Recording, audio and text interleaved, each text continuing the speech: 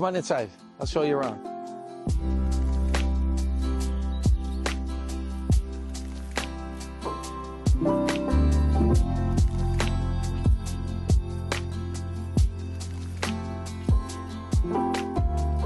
We've had a condo in Florida for 5 years. My wife wasn't into it.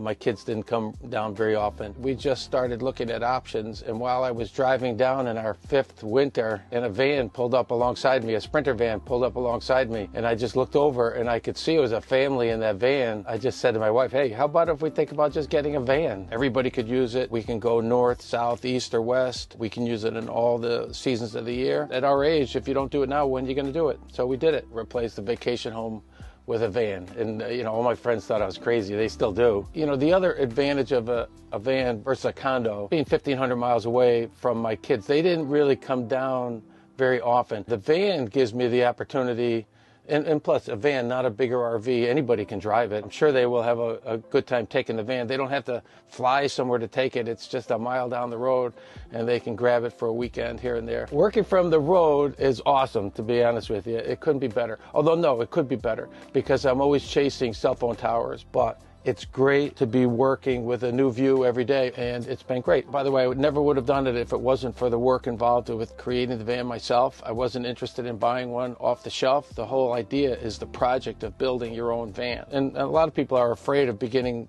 difficult projects because they're afraid they're going to screw it up and it's going to be bad. And what I would say is that, I can't tell you how many times I've messed up projects and did things incorrectly and had to take them apart. You learn as you go, you accumulate and you purchase tools as you go and you become better at it. So just do it. Buy the tools, get the tools, and just do it. And then when it's bad, just watch another YouTube video and do it again. Okay, so it's a 2021 Mercedes Sprinter, 170-inch wheelbase, extended. I have an awning on the top, and there are some things that I bought for this van that were just okay. I'm not sure I would do it again, but the awning is really good. And on the roof, I have 600-watt solar panels and 2 max air fans. Probably the most daunting thing when you buy a $70,000 vehicle. First thing you do is you cut 2 holes in the roof. So that was sort of nerve-wracking. All right, so you probably can't see it here. It's actually, you have to have the right angle. But there is a fist mark right there because my first overnight, when I just wrapped things up and I wanted to go visit my daughter in Newport, I went and I parked outside of her apartment, staying in the van all by myself at night on a city street. But then I heard a big thing. Somebody punched the side of the van, and I go, what the hell? And it was a young, drunk, shirtless guy who pretended he didn't do it. When we started the design of the van, it all started around the dimensions of bicycles that we would have in the back of the van. For the past 5 years, my wife and I have been riding these electric bikes. And, again, they're hard to lift, so you need it out here to lift it out. The electrical cabinet on the left had to fit within those dimensions. These are all the electric components. So I have 6 lithium-ion batteries. I have an inverter behind this panel. This is just a little 12-volt sub panel. This is storage up on the top. It was supposed to be for golf clubs for my wife, but she's not really into golf. And then on the other side, I have a 2.5-gallon hot water tank. I have a filtration system with a hot water heater and a water pump. And so this is my golf club compartment. Above, this is the filler for my water tank. I got a 30-gallon water tank. The floor is a one-piece. It's called FlexiTech. It's soft, so it's padded, but the shell is very hard, so it's hard to break it. We have it in our house. We have it all over our house, and so we used it for the van as well. I'm 6'2", so it's important that I can stand in the van. There's not much insulation in the floors or the ceilings, actually. I didn't put the shelves up here because I don't like bumping my head. I want to be able to go like that and sit down without hitting my head. And these are 2 handy shelves that come from Mercedes. Both of these are swivel seats, which are very important. Just makes your van bigger, and it gives you the 2 best seats in the van. My wife made curtains, which are blackout curtains, so they're black on this side and have a nice design on this side. And I'll just show you how these work real fast. These slide across like this. So when we pull into a parking lot and are just planning to stay for a little while, we'll close these curtains. We can do whatever we want to do. And then when we're ready to go, we just open them and we leave. Okay, so I have 2 max air fans. One pulls in while the other pushes out. This is 1/4-inch cedar up on the roof, just Home Depot. It's not very expensive. I do have some cameras too. One of the things that made me nervous, especially after that guy punched my van, is that I want to see who's outside. So I have these Arlo cameras. I can just to the outside of the van, and then for my iPad, if I hear any noise, I can see who's out there. I have an upper cabinet. Was it Humble Road? I think Humble Road showed me how to make these on YouTube. And this is just straight hardwood plywood from Home Depot that I just sanded, and just plain polyurethane also from Home Depot. And these are latches that I found on Amazon. I have electrical behind here, for this sub panel, and I use magnets just to hold that there while I'm driving. So there's a magnet up on top that catches right there. And so that's pretty good. I have no latch that holds it shut. So I'm worried that things will fall out if I go around the corner quickly.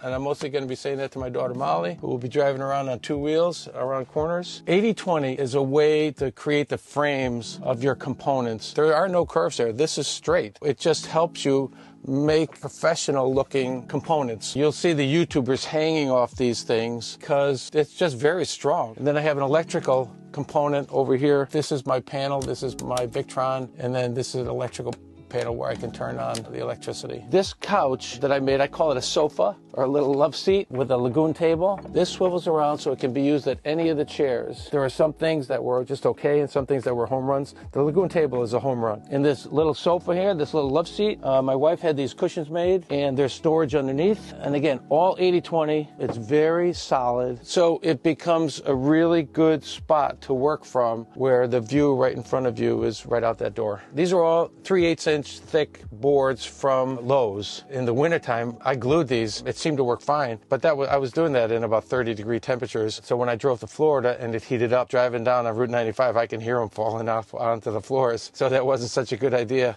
with the hot glue on the wall panels. Everything on YouTube, I learned about the lights with the dimmer switches, and these are all very inexpensive. That was a home run so far. I have just enough lights, I think, in here. I have another switch back here for the bedroom. The kitchen design was another YouTube video from, I think it was Our Caravan, and they actually got together with a supplier who purchased 80-20 and made these kits for you. So it has a sink, and that again is off of Amazon. It's probably a $300 sink. This is not expensive either. That was probably a $100 faucet. I have some controls over here, so my water pressure comes from here. I call this a bilge pump, but it's actually an electrical switch that controls the electric valve that's on my gray water tank. So I turn that on and the water starts coming out of the gray water tank. That's very handy. I do have a water gauge here for my water tank. I have a 30-gallon water tank that's underneath this bed to give me an indication how much water I have, but I wish I had another one for the gray water tank. I have an air conditioner. This is a Pro Air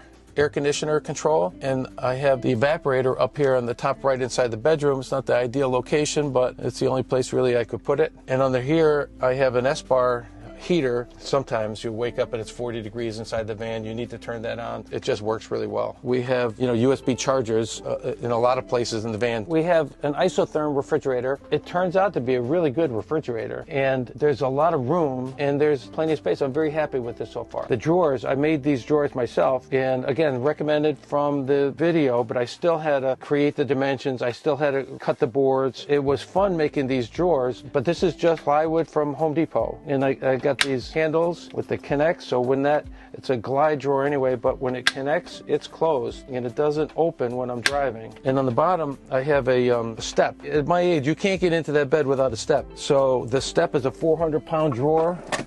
It goes like that, and that stays there when I'm driving. And this is my wardrobe. As you can see, it's a huge wardrobe for plenty of clothes for the winter. This is for my wife. I have a little mirror on the wall here. This is just plastic, ordered off of Amazon. The shower, again, is all framed in 80-20. So this is very sturdy. I'm tall, but I'm not really wide. So this exactly fits my dimensions, and it fits my exact height.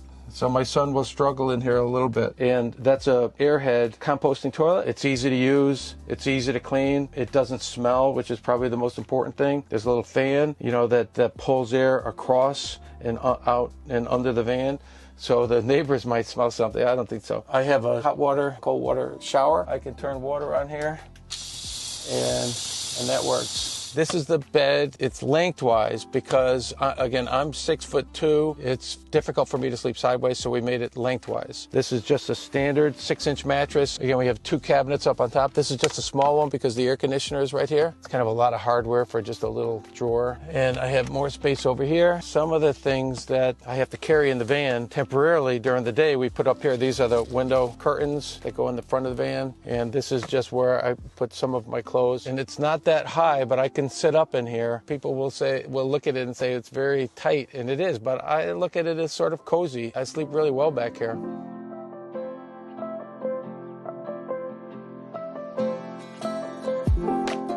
Okay, so thanks for touring my van. I hope maybe it inspired you perhaps to get started on your own project. It doesn't have to be a van, but you just have to make a decision and set a start date and then get going.